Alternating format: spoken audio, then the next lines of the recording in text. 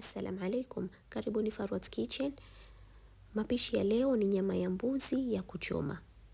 Kwa hiyo hapo niko na nyama ya mbuzi kama hivyo mnavyoiona. Nitaweka chumvi na kitunguu saumu, alafu nitaichemsha kidogo, usiweke maji.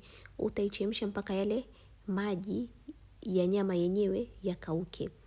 Nyama ukichemsha inakuwa inatoa maji, kwa hiyo utaacha mpaka maji hayo yakauke, na kisha utaiweka pembeni ipoe, na utaanza kutengeneza spices zako kama hivyo. Utaweka kitunguu saumu, tangawizi, pilipili manga, mdalasini, beef masala. Pia nimeweka hii pilipili, yani unaweza ukaweka tu spices upendazo, paprika. Utachanganya vizuri, na pia utaweka mafuta ya kupikia, na ukoroge vizuri, kisha utaanza kuipaka nyama yako. Na njia hii unaweza ukafanya hivi kama huna muda wa kumarinate, yani wa kumarinate nyama yako.